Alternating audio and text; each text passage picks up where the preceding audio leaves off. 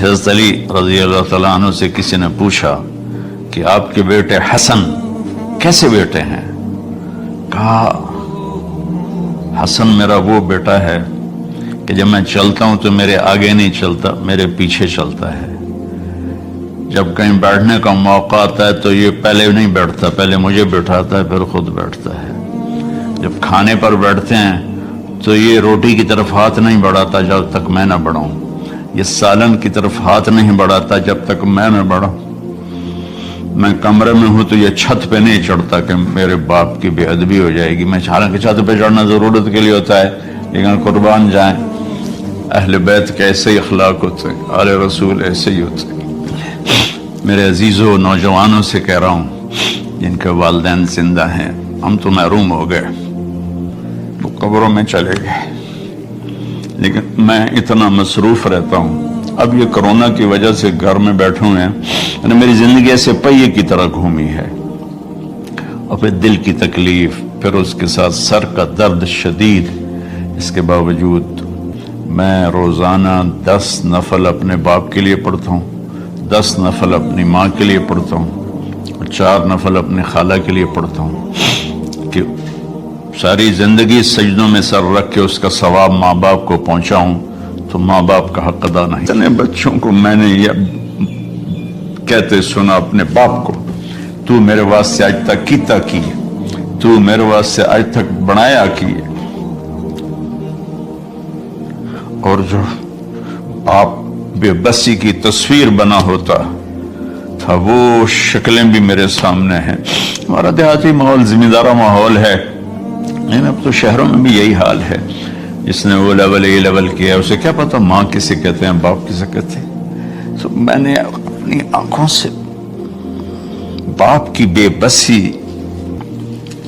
اور بیٹے کا غرانہ ایک دفعہ نہیں کتنی دفعہ دیکھا۔ تو میرے واسطے آج تک ہی کیتا ہے، تو میرے واسطے آج تک ہی بنایا ہے۔ وہ کہتا اچھا میرا بچہ جداں جوان ہو سو آپ پہ سمجھ جسو۔ جبریل انسانی شکل میں آئے کہ یا رسول اللہ کچھ سوال کیے، قیامت کب آئے گی؟ کہ اللہ کو پتہ ہے۔ کہ کوئی نشانی؟ فرمایا جب دیکھو کہ بیٹیاں بھی ماؤں کو نوکر کی طرح دھتکار رہے ہوں تو سمجھنا قیامت آنے والی ہے۔ کچھ عرصہ پہلے ایک بچی اور ماں، تو ماں کچھ بات کر رہی تھی اور بیٹی کہہ رہی تھی بھوک نہیں بھوک نہیں، اور اس کی ماں کے خون سے بھرے ہوئے آنسو بہ رہے تھے اور اس کی ہچکیاں لگ رہی تھی کہ یہ وہ ہے جس کو میں نے اپنے پیٹ سے جنا اور اپنی چھاتی کا دودھ پلاتے پلاتے پلاتے میں نے کتنی تکلیفیں برداشت کی، اور آج کر یہ بھوک نہیں۔ تو ایک شخص آیا، یا رسول اللہ میرا باپ میرے پوچھے بغیر میرا مال خرچ کر لیتا ہے۔ آپ نے کہا بلاؤ۔ جب اسے پتہ چلا کہ میرے بیٹے نے شکایت کی ہے تو عرب کی شاعری تو مشہور تھی، انہیں دل دل میں کچھ اشعار پڑھے۔ جو آیا تو جبریل پہلے آ گئے، یا رسول اللہ اللہ تعالیٰ کہہ رہے ہیں آپ اس سے پوچھیں وہ شعر بتاؤ تیرے کانوں نے تو نہیں سنے، تیرے دل میں آئے تھے اور اللہ نے سن لیے۔ اللہ کے نبی نے فرمایا بھائی تیرا انشاءاللہ کیس سنتے ہیں، لیکن پہلے وہ شعر سناؤ جو تم نے تو نہیں کہے زبان سے پر اللہ نے سن لیے۔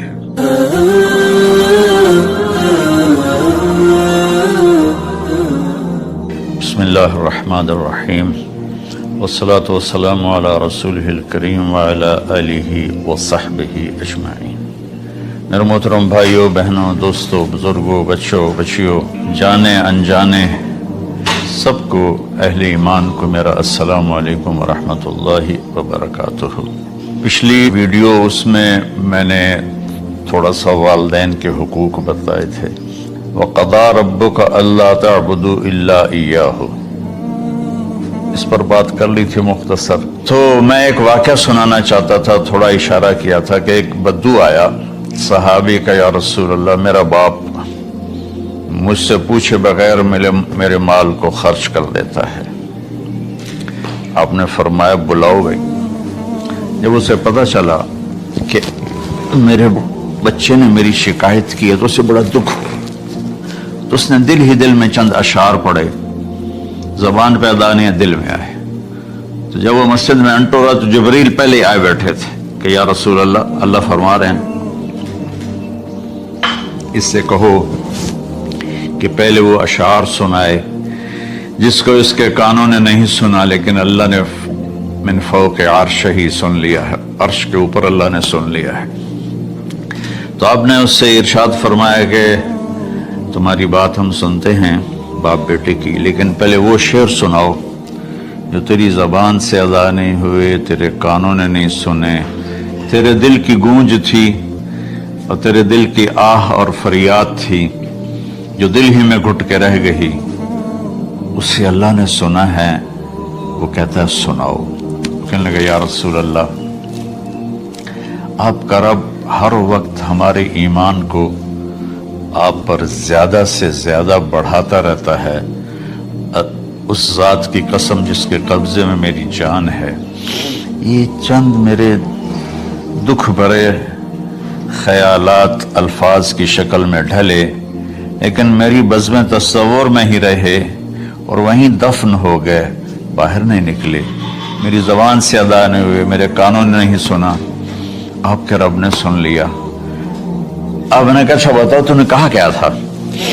تم نے کہا جی میں نے بچے کی جب سنی شکایت میری کی ہے تو میں نے کہا تھا غضوتک مولودا وعلتک یافعا تعل بما اجنی علیک وتنہل واذا ضاقتک بالسقم لیلۃ لم ابت لسقمک الا ساہرا اتململ کأنی انا المتروک دونک بالذی ترکت به دونی وعینی تحمل تخاف الرضا نفسی علیک وإنها لتعلم ان الموت وقت مؤجل فلما بلغت السن والغایة التي الیها مدى ما فيك كنت اؤمل جعلت جزائي غلظة وفظاظة كأنك انت المنعم المتفضل فليتك ان لم ترع حق ابوتي فعلت كما الجار المجاور يفعل فاوليتني حق الجوار ولم تكن علي بمال دون مالك تبخل۔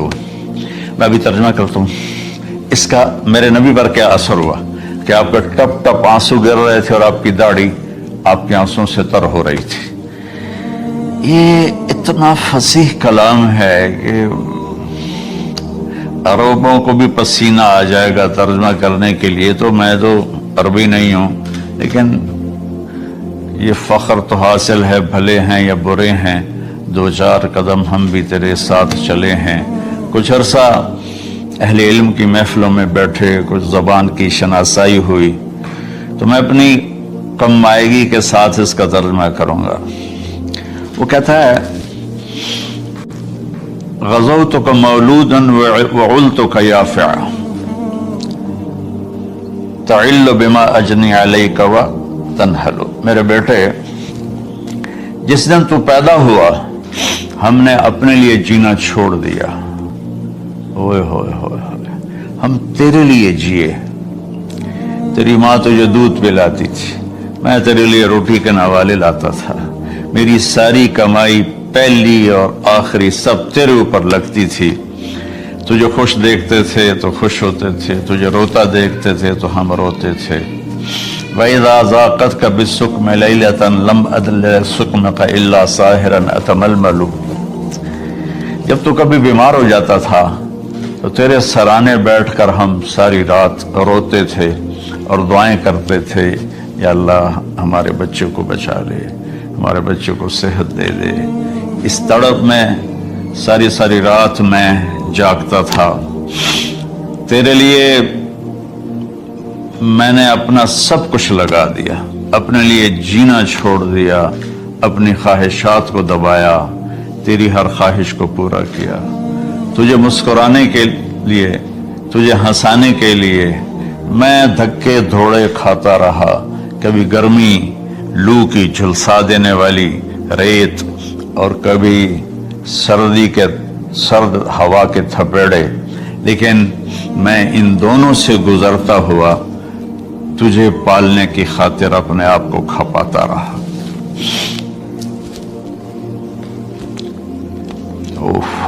فلما بلغت السن والغایۃ التي इलैहा मदा मा फीक कुन्तु उअम्मिलु, बेटा मैंने अपने हड्डियों का रस भी तेरे अंदर डाल दिया। सिर्फ कमाई नहीं, मैंने अपने हड्डियों का रस तेरे अंदर डाला। मैंने जो कुछ था तेरे ऊपर कुर्बान किया। तुझे मुस्कुराता देखकर मैं अपने गम भूलता था, तुझे हंसता देखकर मुझे दुख भूल जाते थे। और फिर आहिस्ता आहिस्ता आहिस्ता मेरी हड्डियों का गूदा, मेरी कमाई तेरे अंदर गई और तू एक खूबसूरत दरख्त की तरह बढ़ता चला गया, बढ़ता चला गया, बढ़ता चला गया, बढ़ता चला गया। और मेरी बुढ़ापे ने कमर झुका दी और मैं झुकता चला गया, झुकता चला गया। मेरा ख्याल था कि जैसे मैं इसकी उंगली पकड़ के चलता था, अब मेरी बारी है, ये मेरी उंगली पकड़ के चलेगा। जैसे मैं इसे सीने से लगाता था, प्यार करता था, झूले झूलाता था, बाग में ले जाता था, ये सारी उसकी ताबीरात के अंदर दाखिल है, अल्फाज में नहीं है।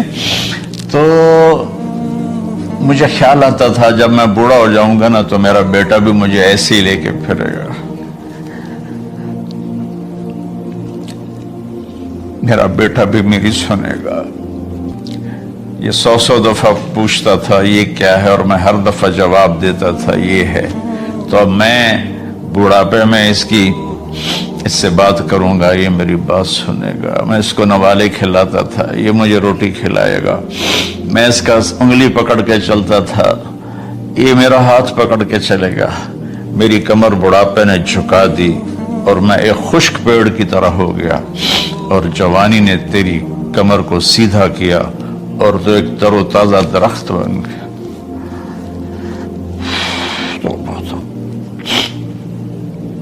तो मुझे ख्याल आया कि मैंने 20 साल इस बच्चे को पाला है, अभी अपनी माँ और बाप को देखेगा, लेकिन एकदम अचानक क्या हुआ, फलम्मा बलगत सिन्न वल गायत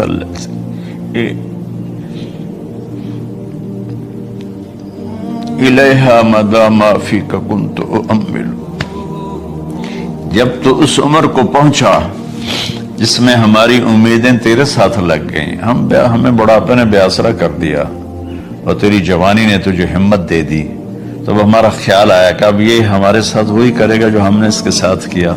लेकिन क्या हुआ,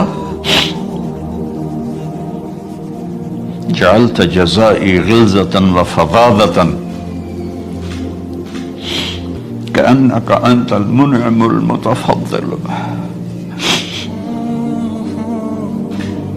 तो इतना बदतमीज हुआ, तेरी जबान छुरी बन गई, तेरा रवैया जहर बन गया, और मेरी सारी जिंदगी की मेहनत का बदला तूने मुझे नाफरमानी से दिया, बदअखलाकी से दिया, बदतमीजी से दिया। मैं हैरत भरी नजरों से तुझे देखता रहा और मैं अपनी पिछली 20 साल जिंदगी को झुठलाता रहा कि मेरा ख्याल में मैं इसका नौकर हूं और ये मेरा मालिक, मैं इसका बाप नहीं, मैं इसका नौकर हूं। क्योंकि माँ बाप के साथ तो ऐसा कोई नहीं करता है, ये मेरा मालिक है और मैं इसका नौकर हूं, इसलिए मुझे डांट रहा है।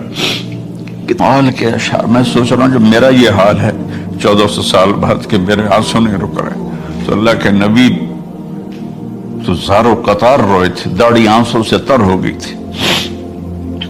कहा बेटा जब तूने मेरी सारी जिंदगी की मेहनतों का बदला बदतमीजी से दिया, गाली गलौज से दिया, धक्के देकर बाप को घर से निकाल देते हैं, तो बेटा मैं ये समझा कि तूने एक ख्वाब देखा था, तूने एक ख्वाब देखा था कि तू बाप है और ये बेटा है।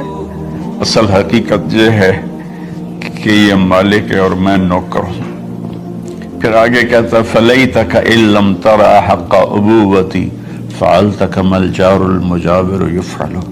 अच्छा चलो बेटा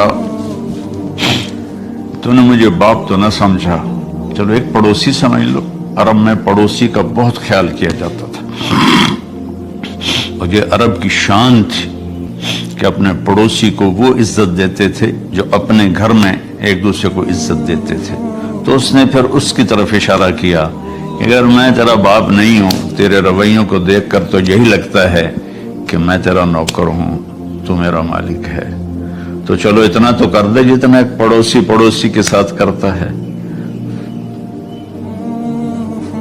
فَأَوْلَيْتَنِي حَقَّ الْجِوَارِ وَلَمْ تَكُنْ عَلِيَّ مِنْ مَالٍ دُونَ مَالِكَ تَبْخَلُ۔ تو پڑوسی پر تو عرب خرچ کرتے ہیں، تو بھی تھوڑا سا میرے اوپر خرچ کر دیتا اور تو بخیل نہ بنتا، اور میرے خوابوں کو چکنا چور کر دیا، میری امیدوں پر پانی پھیر دیا، میرے بڑھاپے کو ذلت اور رسوائی میں بدل دیا۔ اچھا میرا پتر جا خوش رہو۔ ماں باپ کہاں بد دعائیں کرتے ہیں؟ تو میرے نبی کی آنکھوں سے آنسو، یہ ساری داڑھی تر ہو گئی، تو آپ نے اس کے بچے کو گریبان سے پکڑا اور جھٹکا دے کر دھکا دیا کر دفع ہو جا، انت و مالک لابیک، تو اور تیرا سب کچھ تیرے باپ کا ہے۔